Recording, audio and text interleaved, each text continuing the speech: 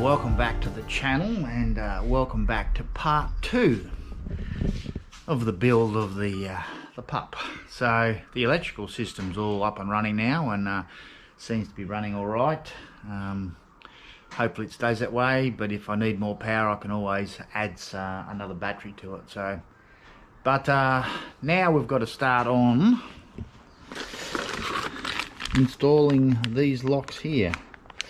So as you can see, these are the locks that it came with, and they've seen better days.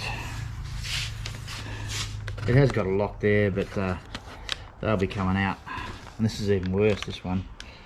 They're real woeful. I don't have the keys to those locks, got no keys for it, so I'm going to take them off. So they just work like that, and it comes up. So that should be able to clip onto there with a piece coming down. Then you just pop them and down they come. But yeah, that's it. Got a bit of a hole to plug up there, but there's not much, so you just press that. So yeah, just got to put a piece of aluminium behind there and up on there. Should be right. Well, I made this little aluminium bracket up here, and hopefully I should be able to screw that on there. Might have to tweak it a few times, but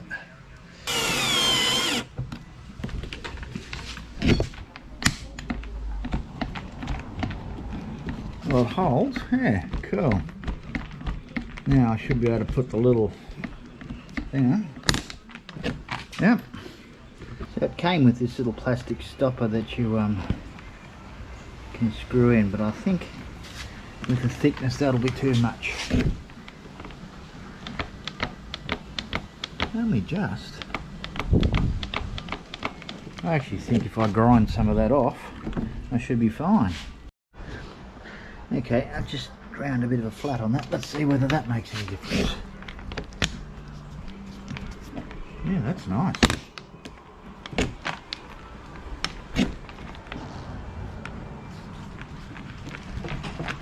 That's nice and solid. Yeah, perfect.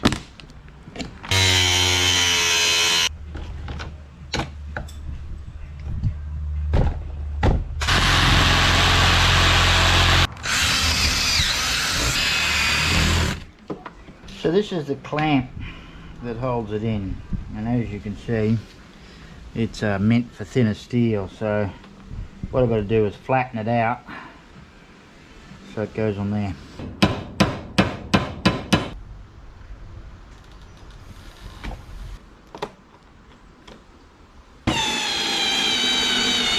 And there we go, one side done. Look at that. Much better than what we had before.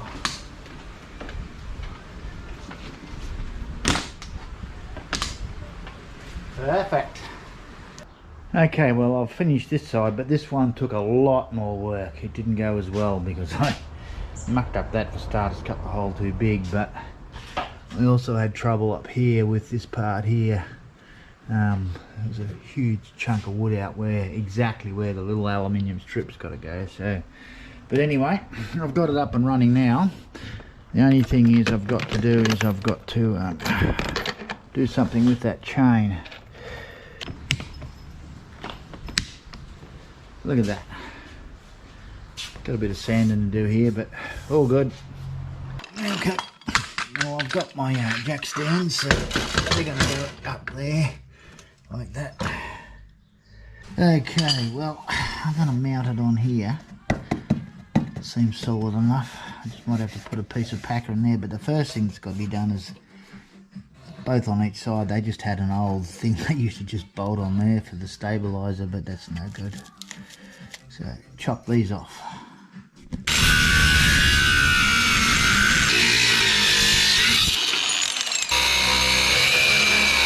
I've made these wood packers up here that are going to fit in between there so that the thing has a nice flush surface to come onto.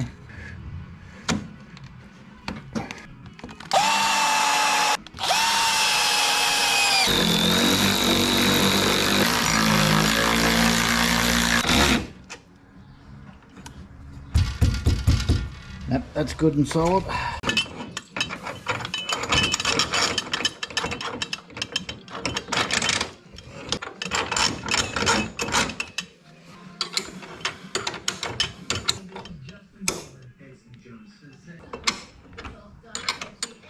There we go. Look at that. Perfect.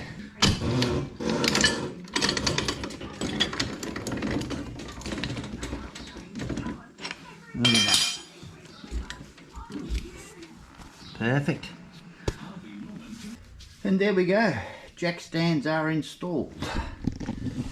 Should be. Yep. Before I would have had that slowly upending. So on to the next job.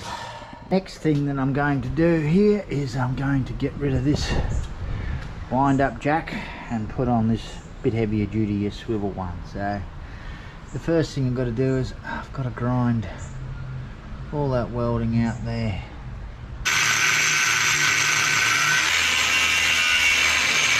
And there we go, all nice and square. I'll tack it in place, make sure it swivels properly. Perfect. Yep. Weld that position.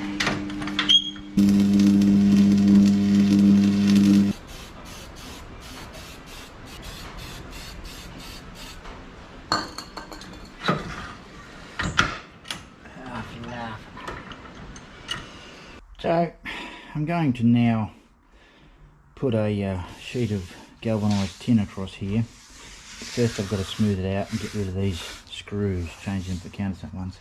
But before I do that, I've got these chains here, and the problem I've got is that when I close it, they jam between there and the door. I thought about cutting that section out, but I didn't think I'd like to do that. So I'm going to try this little solution that I've got here. I bought this little thing here, which is a snap lock key reel. So you just pull that down and thing. So I'm actually going to attempt to put that here and screw it up, and then that'll pull the chain up to there. Anyway, that's the plan. Let's see if it works. And I've got it attached there. Let's see what happens.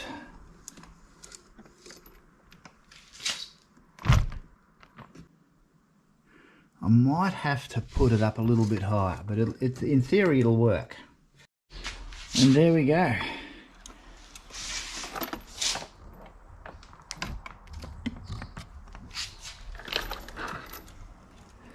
A very quick, simple, easy fix. No cutting required. Yes, well, I'm going to put a piece of galvanised tin down here, but these screws will stick up, so either sand them or replace them with countersink. So she's cut the size now. That's what it's going to look like. It's got a few marks in it, but honestly, I'm not going to get much better than that. I might be able to clean it up a bit, but it's better than the lino that was there. Locks are in again and they work. A little bit of fitting there, and this bar, it's annoying to have that bar, but there is a bit of a buckle in it, and I think they put it on there, so it still gives me a nice surface to work on. So just got to put the chains back on and then put some more screws in here, and she's a done deal.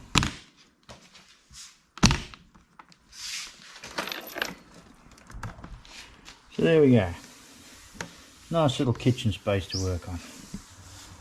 So getting down to the little things now. Got me leveler. That's where our water container used to be, but it was funky, so the other one's alright. And yes, I've got a water tank coming, so I'm actually going to put that there. Just put a cam buckle strap, screw it to the wall, and that'll hold that there nicely. There we go.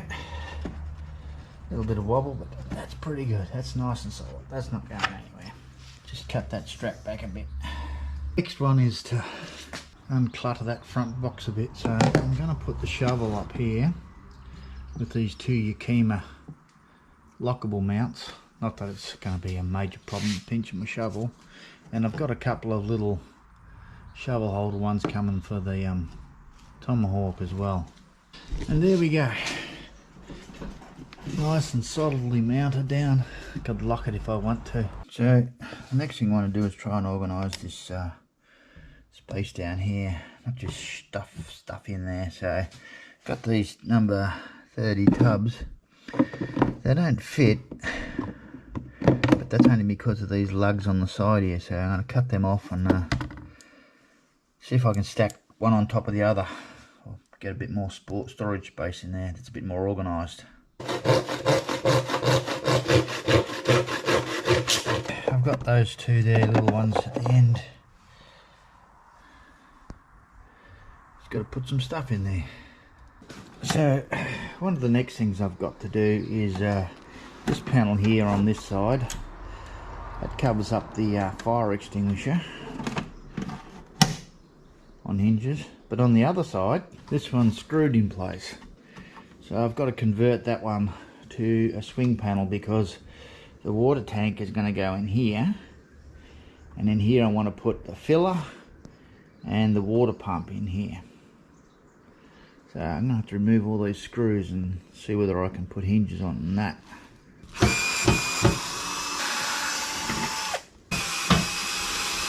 Well, I've taken the aluminium plate, which was connected to this here, which is just a piece of plastic. So I should be able to put the aluminium back onto that, hinge it off the right hand side and put a latch onto the left hand side, and that should be good to go.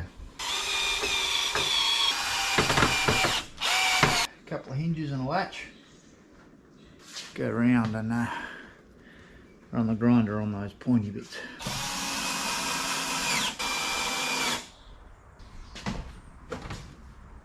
Look at that.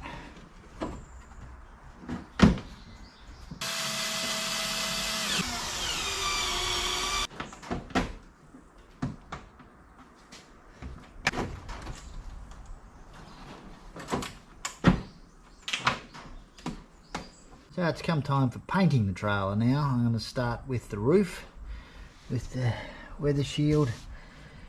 This trailer I don't think it has seen a lot of garage life, so the paint's pretty faded and cracked and split, so give it a nice coat so it's waterproof. So yeah, I'll start with the roof. It's still in pretty good order, but just to make certain of it.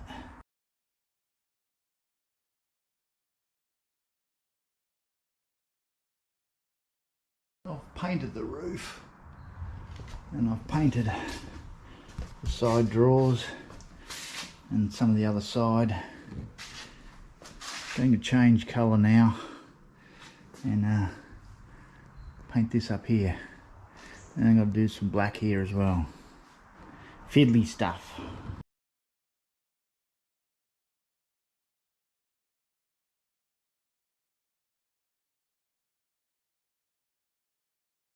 Okay, well, I'm gonna close this video out, the pup part 2. I've still got some things to do yet, but I am waiting on some parts to come in for the water tank, and a couple other things there that I can show you on part 3. But yeah, that's the end of this one. So if you like this channel, consider subscribing to it, and I'll see you in part 3.